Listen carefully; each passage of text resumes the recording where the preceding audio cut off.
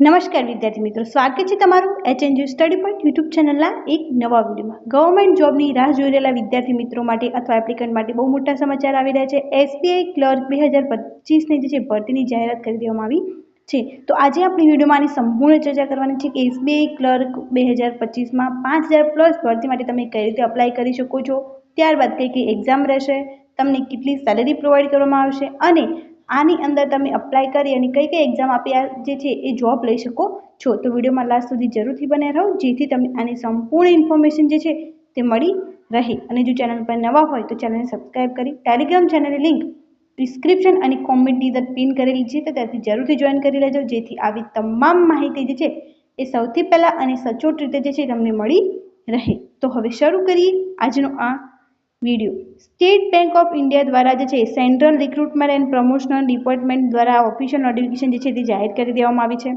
ત્યારબાદ અહીંયા તમે એની ડિટેલમાં ઇન્ફોર્મેશન જોઈ શકો છો કે રિક્રુટમેન્ટ ઓફ જુનિયર એસોસિએટની રિક્રુટમેન્ટ અંદર કરવામાં આવેલી છે। એનું કામ મેનલી રહેવાનું છે કસ્ટમર સપોર્ટ અને સેલ્સની અંદર। આની ફોર્મ ક્યારે તમે ઓનલાઈન રજિસ્ટ્રેશન કરી શકો છો, તો ઓનલાઈન રજિસ્ટ્રેશન કરવાની શરૂઆત જે છે ઓલરેડી થઈ ચૂકી છે અને આની લાસ્ટ ડેટ જે છે એ રહેવાની છે 26/8/2025। ત્યાં સુધીમાં તમારે જે છે તમારું ઓનલાઈન રજિસ્ટ્રેશન કરી અને તમારે ફી પણ પે કરી દેવાની રહે છે। તો 26/8 પહેલાં જરૂરથી આની અંદર અપ્લાય કરી અને સ્ટેટ બેંક ઓફ ઇન્ડિયાની અંદર જોબ ચોક્કસથી મેળવી લો। ત્યારબાદ અહીંયા બધી જ ઇન્ફોર્મેશન આપેલી છે કે અહીંયા પ્રિલિમિનરી એક્ઝામ ક્યારે લેવામાં આવશે, તો પ્રિલિમિનરી એક્ઝામ જે છે એ સપ્ટેમ્બર 2025ની અંદર ટેન્ટેટિવ ડેટ આપવામાં આવી છે અને જે છે એ મેઇન એક્ઝામ જે છે એ કન્ડક્ટ કરવામાં આવી શકે છે નવેમ્બર 2025 સુધીમાં।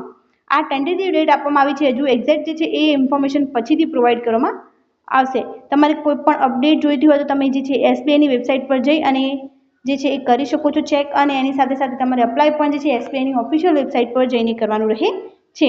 ત્યારબાદ તમને અહીંયા ડિટેલમાં એમની ઇન્ફોર્મેશન આપેલી છે કે કઈ જગ્યા ઉપર કેટલી જગ્યાઓ અવેલેબલ છે, કઈ કાસ્ટ પ્રમાણે જગ્યાઓ અવેલેબલ છે અને બેકલોગ વેકન્સીઝ પણ જે છે એમને અહીંયા આપી દીધેલી છે। અહીંયા એમને જે છે સ્ટેટ અથવા તો કહી શકાય કે સિટી પ્રમાણે પણ જગ્યાઓ આપેલી છે કે ગાંધીનગર જે છે ગુજરાતની અંદર આવેલું છે, ત્યાં લેંગ્વેજ ગુજરાતી તમને આવડતી હોવી જોઈએ અને એની અંદર કેટલી જગ્યાઓ અવેલેબલ છે, તો અહીંયા 220 જગ્યાઓ જે છે ટોટલ અવેલેબલ છે। એ પ્રમાણે જે છે બધા જ જે છે સિટી પ્રમાણે ઇન્ફોર્મેશન આપેલી છે અને કયા સ્ટેટમાં આવેલું છે એની પણ ઇન્ફોર્મેશન આપેલી છે અને સાથે તમને અહીંયા કઈ લેંગ્વેજ તમને આવડવી હોવી જોઈએ એની પણ ઇન્ફોર્મેશન આપેલી છે। અને બહુ બધા વિદ્યાર્થી મિત્રોને એ આઈડિયા નથી રહેતો કે એમની કાસ્ટ પ્રમાણે કેટલી સીટ્સ અવેલેબલ છે, તો એમની કાસ્ટ પ્રમાણે અહીંયા કેટલી સીટ્સ અવેલેબલ છે એની પણ બધી જ ઇન્ફોર્મેશન જે છે એ બાય એક અંદર આપેલી છે। તમારે આ PDF જોતી હોય તો તમે ટેલિગ્રામ ચેનલને જરૂરથી જોઈન કરો, જેની લિંક ડિસ્ક્રિપ્શન અને કોમેન્ટ અંદર પિન કરેલી છે। ટેલિગ્રામ ચેનલની અંદર જે છે આ PDF મૂકી દેવામાં આવશે। ત્યારબાદ તમે નીચે ટોટલ વેકન્સીઝ જોઈ શકો છો, તો આની અંદર જે છે એ ટોટલ 5180 વેકન્સીઝ જે છે તે ભરવાની છે। તો આ બહુ મોટી ભરતી જે છે કહી શકાય, કેમ કે 5000 વેકન્સીઝમાં બહુ બધા વિદ્યાર્થી મિત્રોને આનો લાભ મળી શકશે। ત્યારબાદ અહીંયા એમને બધી જ ડિટેલમાં ઇન્ફોર્મેશન આપેલી છે કે એમનું કેટલું એજ રિલેક્સેશન આપવામાં આવે છે, તો તમને જે છે એજ રિલેક્સેશન આની અંદર આપવામાં આવે છે। તો સૌથી પહેલાં આનો એજ ક્રાઇટેરિયા જે છે એ કેટલો છે, not below 20 years and not above 28 years, means 20 થી 28 વર્ષના જે એપ્લિકન્ટ્સ છે એ આની અંદર અપ્લાય કરી શકે છે અને અમુક વિદ્યાર્થી મિત્રો અથવા અમુક એપ્લિકન્ટ્સને જે છે આની અંદર રિલેક્સેશન આપવામાં આવ્યું છે। તો એ રિલેક્સેશન તમને કેટલું મળવાનું છે, તો OBCના વિદ્યાર્થી અથવા એપ્લિકન્ટ હોય તો તમને 3 વર્ષનું જે છે મળશે, મીન્સ એ 31 યર સુધી આની અંદર અપ્લાય કરી શકે છે। ત્યારબાદ SC/ST હોય એમને 5 વર્ષનું આપવામાં આવ્યું છે। PWBD જે જનરલ અને EWS હોય તો એમને 10 વર્ષનું આપવામાં આવ્યું છે। PWD OBC નો હોય તો એને 13 વર્ષનું રિલેક્સેશન, એટલે કે આ વિદ્યાર્થી જે છે એ 41 યર સુધી અંદર અપ્લાય કરી શકે છે। ત્યારબાદ PWDB SC/ST હોય તો એને 15 યરનું રિલેક્સેશન જે છે આપવામાં આવ્યું છે। ત્યારબાદ એક્સ સર્વિસમેન હોય, ડિસેબલ એક્સ સર્વિસમેન હોય તો actual period of service rendered in defence service plus 3 year, એટલે કે 8 year of disable ex serviceman belonging to SC/ST subject to max age of 50 years, એટલે કે SC/ST નો હોય તો મેક્સ 50 યર્સ સુધી જે છે એમને એજ રિલેક્સેશન જે આપવામાં આવ્યું છે। ત્યારબાદ જે છે widow, divorced woman and woman judicially separated from their husbands and who are not remarried એમને 7 યર જે છે એમનું રિલેક્સેશન આપવામાં આવ્યું છે। ત્યારબાદ ટ્રેન્ડ એપ્રેન્ટિસ ઓફ SBI હોય તો એમને જનરલ EWS હોય તો 1 યરનું, OBCનું હોય તો 4 યરનું, ત્યારબાદ SC ST ની અંદર 6 યરનું PWD છે. આ રીતે બધી જ ઇન્ફોર્મેશન જે છે તમે અહીંયા જોઈ શકો છો. એમને એક્ઝેક્ટલી બધી જ ઇન્ફોર્મેશન જે છે તે આપેલી છે. ત્યારબાદ એકેડેમિક ક્વોલિફિકેશન જે છે એમને ઇન્ફોર્મેશન આપેલી છે કે એકેડેમિક ક્વોલિફિકેશન તમારી શું હોવી જોઈએ. તો graduation in any discipline from રિકોગ્નાઇઝડ university, means તમે કોઈ પણ યુનિવર્સિટીમાંથી જે છે એ ગ્રેજ્યુએશન કમ્પ્લીટ કરેલું હોવું જોઈએ. તો તમે આની અંદર જે છે તે અપ્લાય કરી શકો છો. અથવા ઇક્વિવેલન્ટ ક્વોલિફિકેશન રિકોગ્નાઇઝ એઝ સચ by central government candidate having integrated dual degree certificate should ensure that the date of passing is on or before જે છે 31/12 પહેલા તમારે જે છે એક્ઝામ પાસ કરેલી હોવી જોઈએ અથવા તમારે પાસ થઈ જયેલી હોવી જોઈએ. તો તમે અંદર જે છે અંદર અપ્લાય કરી શકો છો. ત્યારબાદ એમને ઇન્ફોર્મેશન આપેલી છે કે reservation for person with benchmark ડિસેબિલિટીઝની પણ એમને ઇન્ફોર્મેશન આપેલી છે. ત્યારબાદ એમને પે સ્કેલની પણ ઇન્ફોર્મેશન જે છે એ તમને આપી દીધેલી છે. તો પે સ્કેલ જે છે તમારે જોવાનું રહેશે કે તમને કેટલે પે સ્કેલની અંદર જે છે એ તમને જોબ મળવા પાત્ર રહે છે. તો એ પે સ્કેલ જે છે તમારો રહેવાનો છે 24,050 લઈ અને 28,070. તો આ સેલેરીનો પે સ્કેલ જે છે તમને રહેવાનો છે. અને the starting basic pay is 26,730, means તમને શરૂઆતની અંદર 26,730 રૂપિયા સેલેરી જે છે એ તમને પ્રોવાઈડ કરી દેવામાં આવશે. બેઝિક પે જે છે આટલો રહેવાનો છે.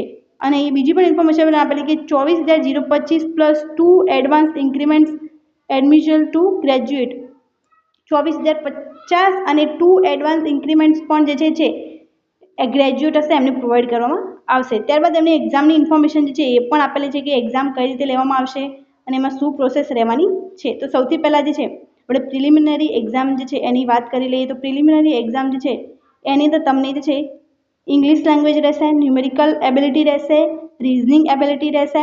તો જે ઇંગ્લિશ લેંગ્વેજ છે એ મીડિયમ ઓફ એક્ઝામ રહેશે ઇંગ્લિશ, કેમ કે ઇંગ્લિશ લેંગ્વેજનું ટેસ્ટ છે. નંબર ઓફ ક્વેશ્ચન રહેશે 30, મેક્સ માર્ક્સ રહેશે 30 અને ડ્યુરેશન આની અંદર આપવામાં આવશે 20 મિનિટનું.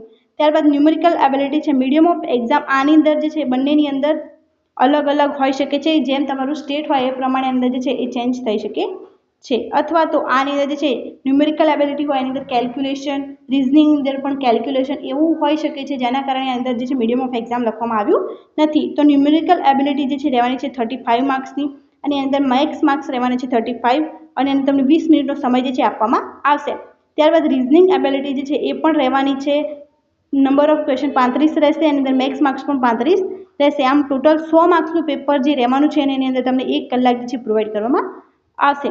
ત્યારબાદ એમને એ જે છે મેઇન એક્ઝામિનેશનની પણ માહિતી આપેલી છે કે મેઇન એક્ઝામિનેશન જે છે જનરલ ફાઇનાન્શિયલ અવેરનેસ રહેવાની છે.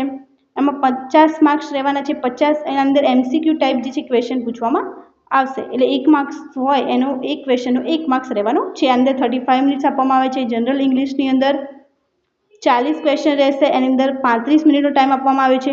ત્યારબાદ ક્વોન્ટિટેટિવ એપ્ટિટ્યૂડની અંદર 50 માર્ક્સ રહેશે એની અંદર 45 મિનિટનો સમય આપવામાં આવ્યો છે. રિઝનિંગ એબિલિટી એન્ડ કમ્પ્યુટર એપ્ટિટ્યૂડની અંદર 50 માર્ક્સ જે છે ક્વેશ્ચન રહેશે અને મેક્સ માર્ક્સ તમે 60 અંદર મેળવી શકો છો. આમ ટોટલ જે છે નંબર ઓફ ક્વેશ્ચન રહેશે 190 અને તમને મેક્સ માર્ક્સ તમે આની અંદર લઈ શકો છો 200. આની અંદર 2 કલાક અને 40 મિનિટનો તમને સમયગાળો જે છે તે પ્રોવાઈડ કરવામાં આવશે. ત્યારબાદ એમને જે છે phase 3 local language proficiency test જે છે આની અંદર લેવામાં આવશે. આની અંદર જે છે નોન વર્બલ ટેસ્ટ લેવામાં આવશે જેની અંદર ઓબ્જેક્ટિવ અને સબ્જેક્ટિવ નંબર ઓફ મેસેજ અથવા પેસેજીસ રહેશે 3 અને સબ્જેક્ટિવમાં પણ 3 રહેશે. નંબર ઓફ ક્વેશ્ચન્સ રહેશે 15 બંનેની અંદર અને મેક્સ માર્ક્સ જે છે 15 એમ ટોટલ 20 માર્ક્સ. આની અંદર ટોટલ 3 જે છે ટેસ્ટ લેવામાં આવશે. અને મીડિયમ તમે કહી શકો છો કે એક્ઝામનું બધી જ જે છે સ્ટેટ એ પ્રમાણે અલગ અલગ રહેવાનું છે. અમુકની અંદર હિન્દી ઇંગ્લિશ રહેશે. પછી જે એમની લોકલ લેંગ્વેજ હોય એની અંદર પણ જે છે એમની એક્ઝામ આપી શકે છે. તો ગુજરાતની અંદર તમે જોઈ શકો છો કે ઇંગ્લિશ, હિન્દી, ગુજરાતી આ મેઇન સબ્જેક્ટ રહેવાના છે. તો આપણે એક્ઝામિનેશન અને પે સ્કેલની પણ વાત કરી દીધી છે. પે સ્કેલ તમને સ્ટાર્ટિંગ સેલેરી જે છે એ પ્રોવાઈડ કરવામાં આવશે 26,730. આ તમારી બેઝિક જે છે સ્ટાર્ટિંગ સેલેરી જે છે તે રહેવાની છે. ત્યારબાદ એમને એ બધી ઇન્ફોર્મેશન ગાઈડલાઇન્સ બધી જ ઇન્ફોર્મેશન આપેલી છે. તમારે એક્ઝામ ફી કેટલી રહેશે એની પણ એમને ઇન્ફોર્મેશન આપેલી છે કે SC ST PWD હશે તમને નીલ કોઈ પણ એક્ઝામિનેશન ફી નહીં અને જનરલ OBC EWS હશે તમને 750 રૂપિયા ફી પે કરી અને આ એક્ઝામ આપી અને સ્ટેટ બેંક ઓફ ઇન્ડિયાની અંદર સિલેક્શનનો મોકો જે છે તે મળી શકે છે. તો આ વિડીયો વધુથી વધુ વિદ્યાર્થી મિત્રો સુધી શેર કરી દો કેમ કે 5000 જગ્યાઓ જે છે એ ઓછી નાખે છે કે 5000 જગ્યાઓની અંદર 5000 જે છે એપ્લિકન્ટ્સનું ભવિષ્ય બની શકે છે. Thank you so much for watching.